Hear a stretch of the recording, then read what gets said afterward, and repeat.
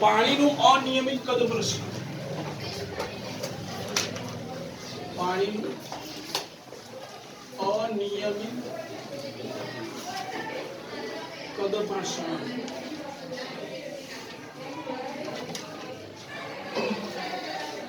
ભાઈ સામાન્ય રીતે કોઈ પણ પદાર્થનું તાપમાન વધે તેના કદમાં વધારો થાય અને કદમાં વધારો થાય તો ઘનતામાં શું થાય?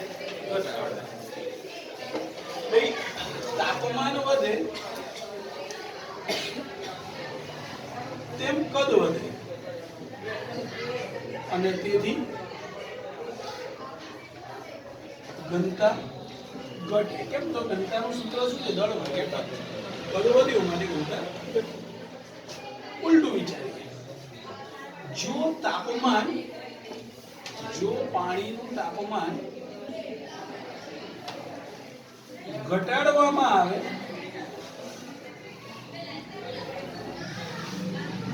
તો ભાઈ તાપમાન ઘટે તો કદ શું થશે? વધશે. તો 4°C તાપમાન સુધી કદ ઘટે છે અને તેથી તેની ઘનતા વધે છે.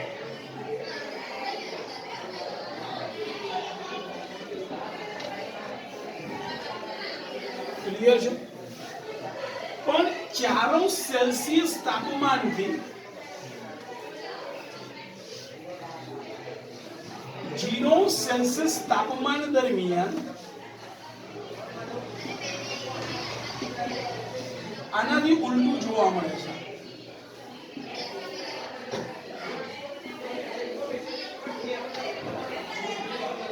°C તાપમાન બાદ પણ એ ઉષ્મા ઉર્જા ગુમાવવાનું ચાલુ રાખે તો તાપમાન તો ઘટવાનું. બે 4°C તાપમાન બાદ પણ તે ઉષ્મા ઉર્જા ગુમાવવાનું ચાલુ રાખે તો તેનું કદ રિયલમાં હવે કદ શું થવું જોઈતું હતું? ભાઈ તાપમાન ઘટ્યું તો કદ ઘટવું જોઈતું હતું, પણ એની જગ્યાએ કદ વધવા માંડે. તેનું કદ ઘટવાની જગ્યાએ વધવા માંડે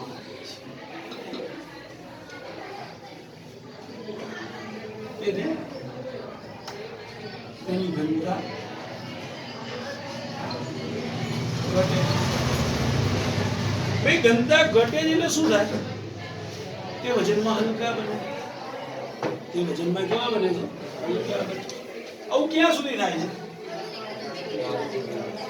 ક્લિયર? એટલે પરિસ્થિતિ શું થાય? ધારી લો કે આ તળાવ છે.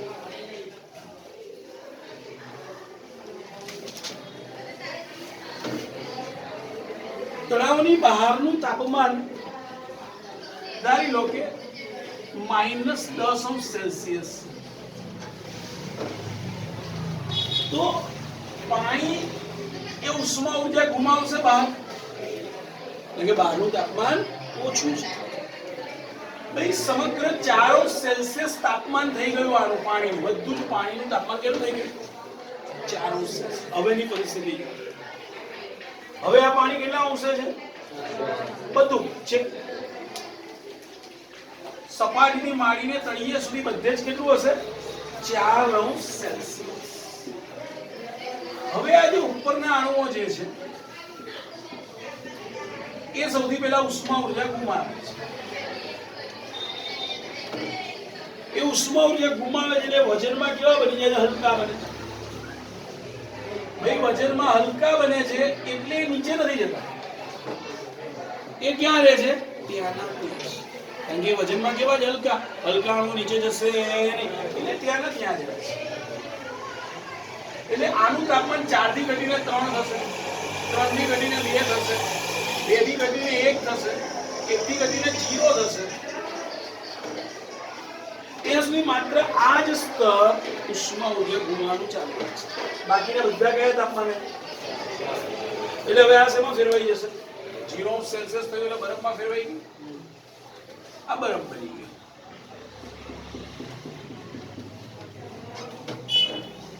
હવે આ ઉષ્મા ઉર્જા ગુમાવવાનું શરૂ કરશે.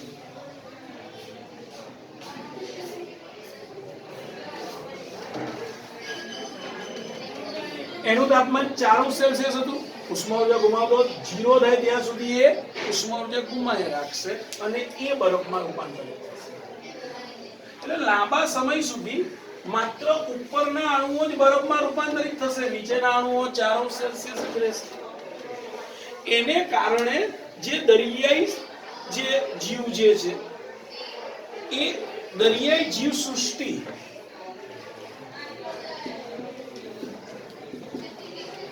એ જીવી જશે, બચી જશે. જો સતત આ અણુ ઉષ્મા ઉર્જા ગુમાઈ અને આગળની જેમ થતું હોય કે ભાઈ તાપમાન ઘટવાની કદ જો ઘટ્યું હોત તો એની ઘનતા જે વધી ગઈ હોત, તે વજનમાં ભારે બની ગયા હોત, તો એ નીચે જાત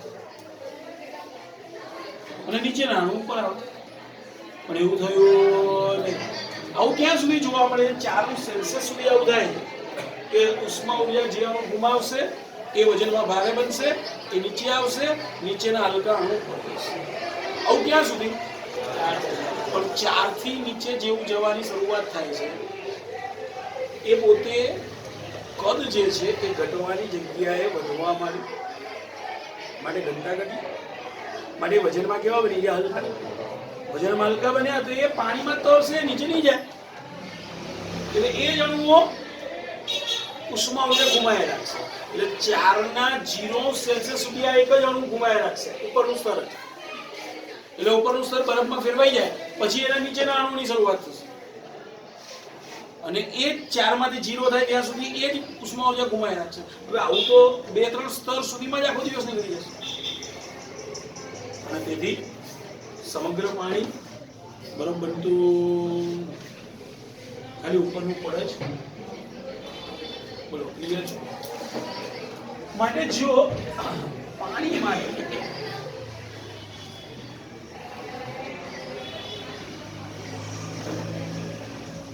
ભાઈ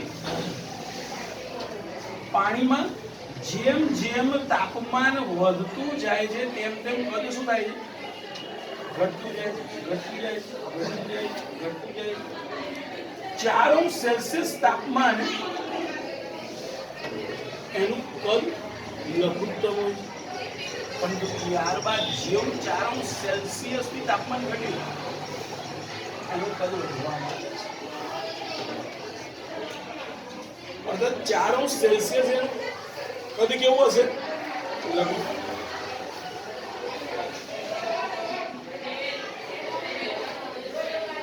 કોના વિરુદ્ધ કોનો આલેખ થયો? પાણીના કદ વિરુદ્ધ તાપમાનનો આલેખ. જો પાણી માટે ઘનતા વિરુદ્ધ તાપમાનનો આલેખ દોરો તો પાણીની ઘનતા વિરુદ્ધ તાપમાનનો આલેખ, તો આપણે શું કીધું? તો ભાઈ કદ ઘટે તો ઘનતા વધે. તો અહીંયા આગળ ઘનતા વધવા માંડે છે. ક્યાં સુધી વધે? 4°C સુધી. ત્યારબાદ ઘનતા, બોલો, ક્લિયર છે? 4°C તાપમાને ઘનતા કેવી હશે?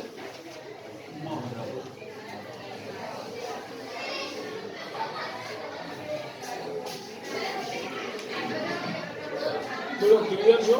પાણી માટે 4°C તાપમાને કદ લઘુત્તમ અને ઘનતા મહત્તમ. પાણીનું આ જે અનિયમિત કદ પ્રસરણ છે કેટલા ભાગમાં? 4°C થી 0°C.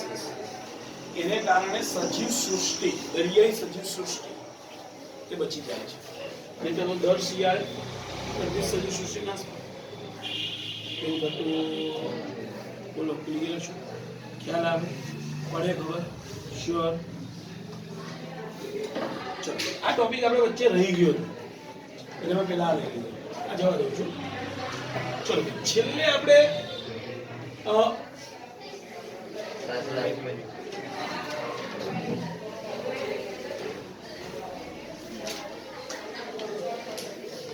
છેલ્લે મને એવો ખ્યાલ છે કે આપણે બધી વ્યાખ્યાઓ પૂરી કરી બરોબર છે. મોલર વિશેષ ઉષ્માની ચર્ચા કરી છેલ્લે એના બે પ્રકાર જોયા હતા, સીપી અને સીબી ની વાત કરી બરોબર છે ને. ચલો હવે અવસ્થા ફેરફાર. અવસ્થા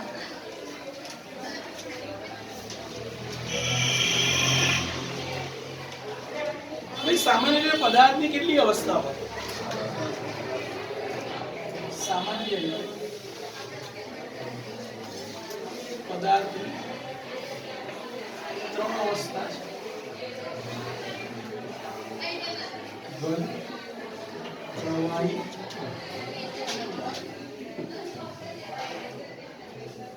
જ્યારે તમે પદાર્થને ઉષ્મા ઉર્જા આપો છો ત્યારે એ એક સ્વરૂપમાંથી બીજા સ્વરૂપમાં ફેરવાઈ શકે છે. ક્લિયર છો? આપણે જોઈએ છે સામાન્ય રીતે આપણે શું જોઈએ, ઘનમાંથી પ્રવાહીમાં અને પ્રવાહીમાંથી સામાન્ય રીતે ઉષ્મા ઉર્જા આપતા પદાર્થ ઘન અવસ્થામાંથી પ્રવાહી અવસ્થામાં ફેરવી શકાય.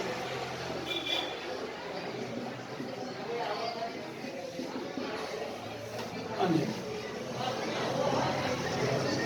પ્રવાહી અવસ્થામાંથી વાયુ અવસ્થામાં ફેરવી શકાય. ભાઈ આ ઉષ્મા ઉર્જા આપી, જો ઉષ્મા ઉર્જા લઈ લઉં તો જો પદાર્થ ઉષ્મા ઉર્જા ગુમાવતો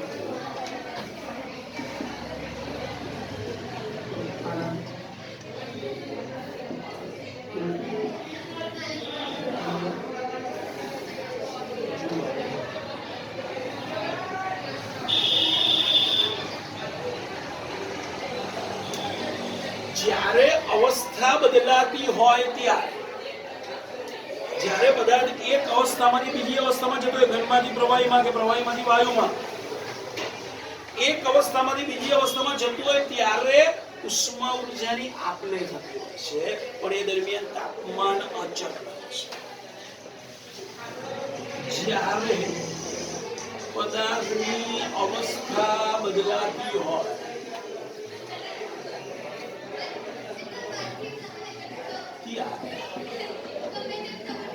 ઉષ્મા ઉર્જા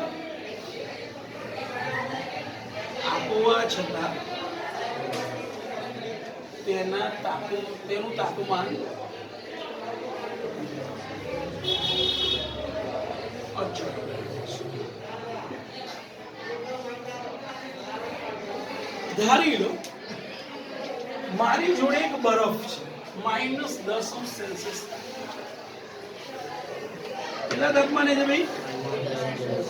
-10°C તાપમાને બરફ છે. હું એને ઉષ્મા ઉર્જા આપું છું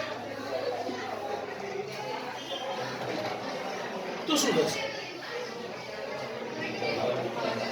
તો બરફ પાણીમાં રૂપાંતર થશે, એનું તાપમાન ઘટવાની શરૂઆત થશે.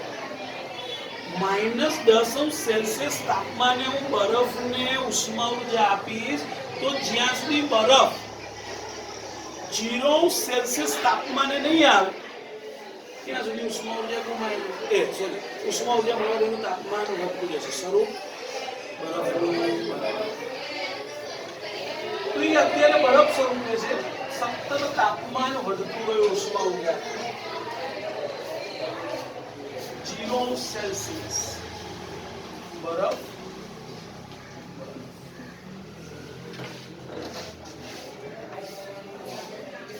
ભાઈ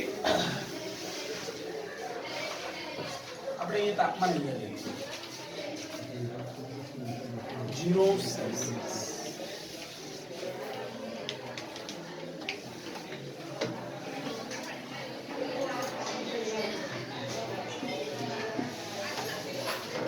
આ જ રીતે ઉષ્મા ઉર્જા હું કોઈ પદાર્થને ઘન પદાર્થને આપતો છું કોઈ એક તાપમાન એવું મળે કે જે તાપમાને પદાર્થ ઘનમાંથી પ્રવાહીમાં રૂપાંતરિત થતું હશે. તે તાપમાનને પદાર્થનું ગલન બિંદુ કહે છે.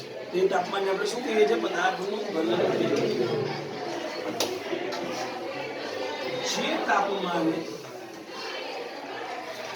પદાર્થ ઘનમાંથી પ્રવાહીમાં ફેરવાતો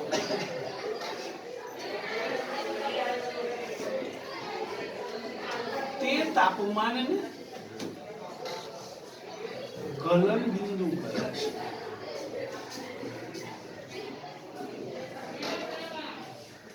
ભાઈ, જ્યારે પદાર્થ ગલન બિંદુ પર હોય ત્યારે તમે ઉષ્મા ઉર્જા આપે રાખો જ્યાં સુધી પદાર્થ સંપૂર્ણપણે પ્રવાહીમાં રૂપાંતરિત ન થાય ત્યાં સુધી તાપમાન નહીં બદલાય. ગલન બિંદુએ જ્યાં સુધી પદાર્થ સંપૂર્ણપણે પ્રવાહીમાં રૂપાંતરિત ન થાય ત્યાં સુધી તમે ભલે ઉષ્મા ઉર્જા આપો છો, તાપમાનમાં કોઈ ફેર પડશે જ્યાં સુધી પદાર્થ સંપૂર્ણ પ્રવાહીમાં ન ફેરવાય ત્યાં સુધી ગલન બિંદુ આગળ ઉષ્મા ઉર્જા આપવા છતાં તાપમાન અચળ રહે છે.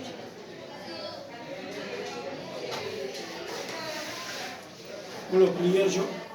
ખ્યાલ આવ્યો છે? ભાઈ, ગલન બિંદુનો આધાર એ દબાણ ઉપર રહેલો છે. ગલન બિંદુનો આધાર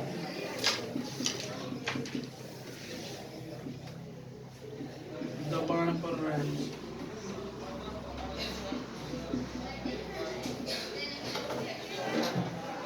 જો દબાણ વધારો તો ગલન બિંદુ એ નીચે, જો દબાણ વધે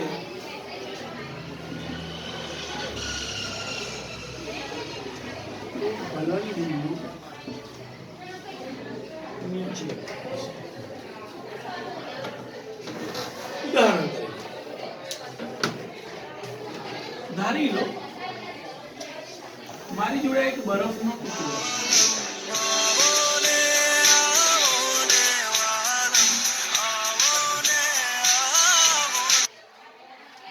ધારી લો કે આ બરફનો એક ટુકડો છે. એને આ રીતે ટેકા ઉપર ગોઠવાય છે.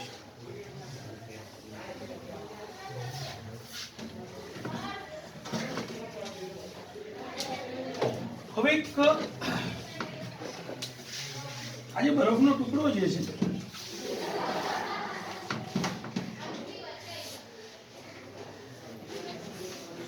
એ બરફના ટુકડા પર એક તાર લઉં છું. આ તાર આ રીતે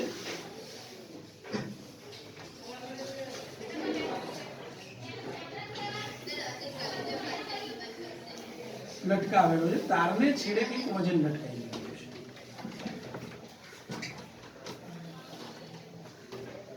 વજન લટકે છે એટલે થશે શું?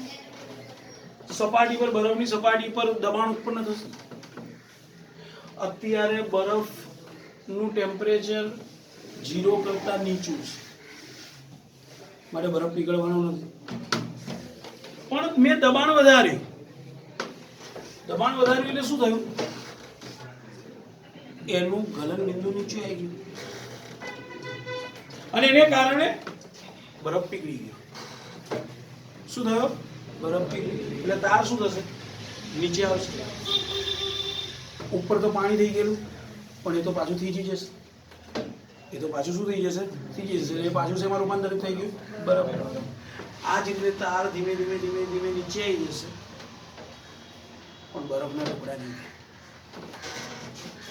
તાર આખે આખો ક્યાં આવી જશે? નીચે આવી જશે. બરફના ટુકડા થયા હોય. ખ્યાલ આવ્યો છે? કેમ એવું થયું? આપણે તાર પર વજનિયા લટકાયા છે એટલે દબાણ ઉત્પન્ન કરીએ છીએ. દબાણ ઉત્પન્ન કરીએ છીએ એટલે થાય છે શું કે ભાઈ ગલન બિંદુ નીચું જાય છે. ગલન બિંદુ નીચું ગયું અને તેથી એ બરફ પાણીમાં રૂપાંતરિત થયું એટલે તાર નીચે આવે. ઉપર પાછું હવે દબાણ ના રહ્યું પાણી પર એટલે પાછું એ પાણી શું થઈ ગયું, થીજી ગયું, કારણ કે તાપમાન હજી 0 સેલ્સિયસ કે એનાથી નીચું છે એટલે બરફમાં રૂપાંતરિત થઈ ગયું. આ રીતે જેમ જેમ જેમ તાર નીચે જતો જશે એમ એમ ઉપર પાછો બરફ થતો જાય છે અને આ રીતે તાર આખે આખો નીચે પડી જાય છે. એમ છતાં બરફના ટુકડા થતા બોલો ક્લિયર છો, ખ્યાલ આવ્યો છે? તો આ એનો પ્રૂફ થયું કે દબાણ વધે છે ગલન બિંદુ નીચે જાય. ભાઈ હવે બરફ સંપૂર્ણ પીગળી ગયો, હવે એ પાણીમાં રૂપાંતરિત થઈ ગયું એટલે જ્યાં સુધી બરફ 0 સેલ્સિયસ તાપમાને પીગળ્યો નથી ત્યાં સુધી ઉષ્મા ઉર્જા આપવાનું ચાલુ જ છે અને ઉષ્મા ઉર્જા આપવા છતાં બરફનો બરફ જ છે. ધારી લો કે હવે તાપમાન 0 સેલ્સિયસ છે પણ તે પાણીમાં રૂપાંતરિત થયું. બરફ શેમાં ફેરવાઈ ગયો? સંપૂર્ણ પાણી. હવે પાણી કેટલું તાપમાન છે? 0 સેલ્સિયસ. હવે ઉષ્મા ઉર્જા આપવાનું ચાલુ કરું તો જેવું પાણીને હવે હું ઉષ્મા ઉર્જા આપું છું પાણીનું તાપમાન ઝડપથી વધવા માંડે છે. પાણી જ્યારે બરફ જ્યારે સંપૂર્ણ પાણીમાં રૂપાંતરિત થઈ જશે 0 સેલ્સિયસ તાપમાને બરફ જ્યારે પાણીમાં સંપૂર્ણ રૂપાંતરિત થઈ જાય ત્યારબાદ જ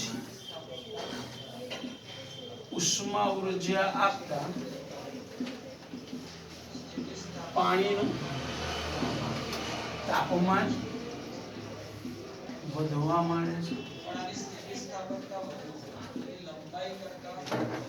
શું એ પાણીનું તાપમાન વધવા માંડે છે. હવે જ્યારે કોઈ પાણી 100 સેલ્સિયસ તાપમાને આવે છે ત્યારે પાણીમાંથી વાયુમાં ફેરવાની શરૂઆત થાય છે. એ બિંદુને કે જ્યારે પદાર્થ પ્રવાહીમાંથી વાયુમાં ફેરવાતો એ બિંદુને ઉત્કલન બિંદુ કહે છે. 100 સેલ્સિયસ તાપમાને હવે પાણી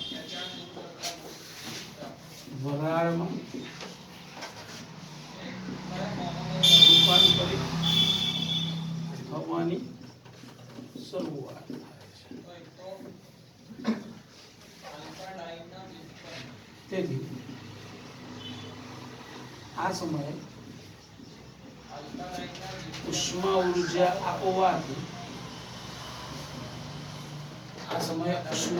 આપવાથી તાપમાનમાં કોઈ ફેર પડતો નથી.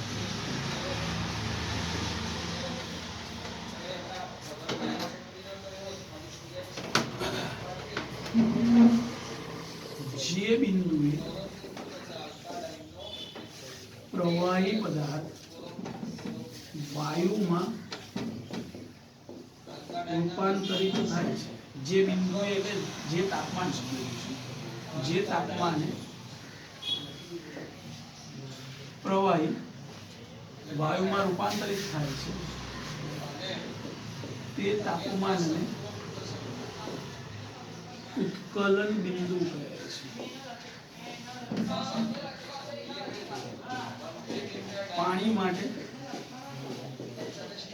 ઉત્કલન બિંદુ 100 સેલ્સિયસ અર્થાત 100 સેલ્સિયસ તાપમાને પાણી અને વાયુ બંને સ્વરૂપ એક સાથે સહઅસ્તિત્વ ધરાવતા છે. અર્થાત 100 સેલ્સિયસ તાપમાને પાણી અને હવા બંને એક સાથે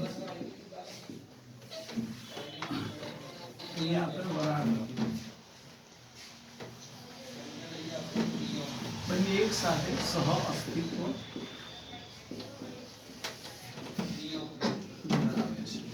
એવું જ અહીંયા પણ આપણે લખી શકીએ ગલન બિંદુ આગળ 0 સેલ્સિયસ તાપમાને પાણી અને બરફ બંને એક સાથે સહઅસ્તિત્વ ધરાવતા હોય એટલે હંમેશા ગલન બિંદુ આગળ ઘન અને પ્રવાહી બંને સ્વરૂપ એક સાથે સહઅસ્તિત્વ ધરાવતા હોય અને ઉત્કલન બિંદુ આગળ પ્રવાહી અને વાયુ બંને સ્વરૂપ એક સાથે સહઅસ્તિત્વ ધરાવતા હોય છે.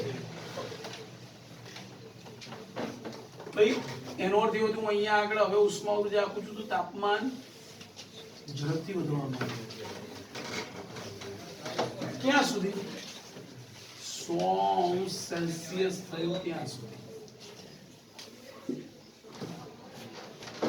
અત્યારે કયા સ્વરૂપે છે? હવે હું જ્યાં સુધી પાણી સંપૂર્ણ વરાળમાં નહીં ફેરવાય ત્યાં સુધી તાપમાન હવે અચળ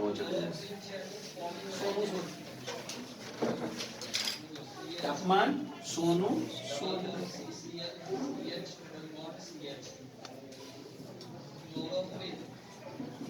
ક્યાં સુધી? જ્યાં સુધી સંપૂર્ણ વાયુ સ્વરૂપમાં ફેરવાય નહીં ત્યાં સુધી. જ્યારે પાણી સંપૂર્ણપણે વરાળમાં ફેરવાય ત્યારબાદ ઉષ્મા ઊર્જા વાયુનું તાપમાન 100 સેલ્સિયસ થી વધવા માંડે છે.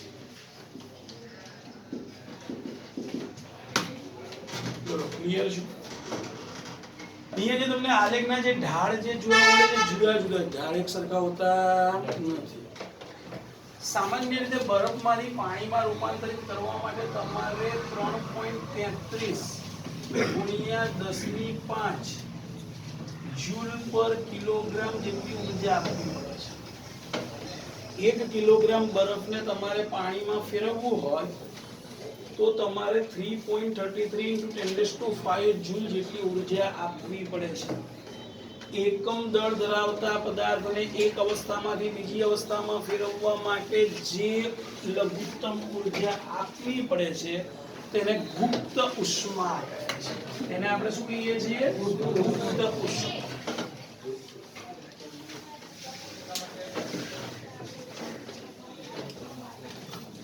ગુપ્ત ઉષ્મા.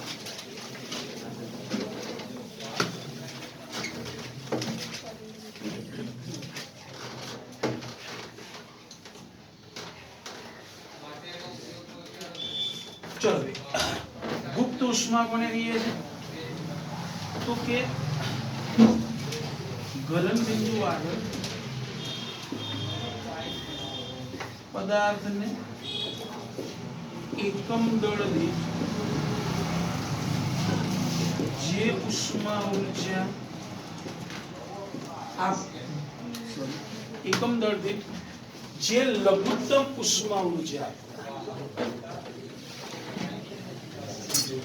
લઘુત્તમ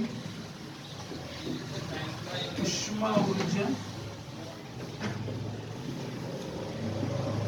આપતા તે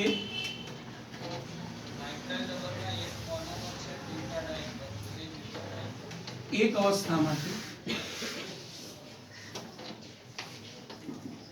બીજી અવસ્થામાં मारा घटमा विराजता श्रीनाथ जी यमुना जी गलन गुप्त उष्मा તેને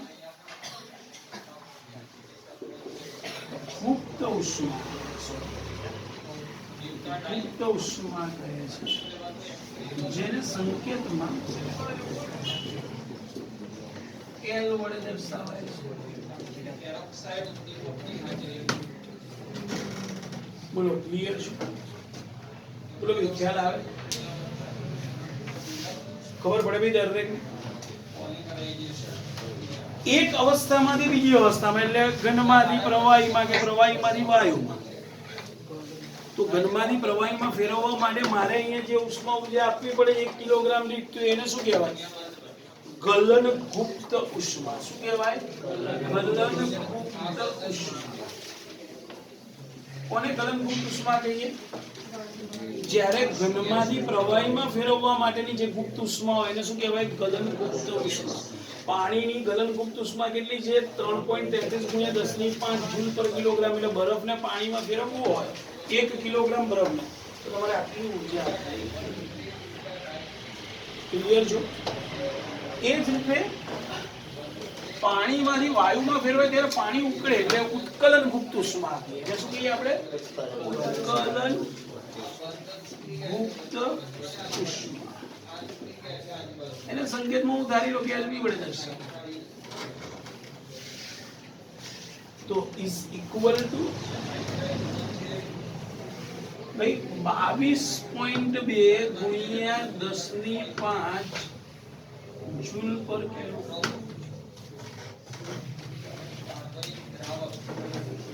આ પાણીની ઉત્કલન ગુપ્ત ઉષ્મા છે.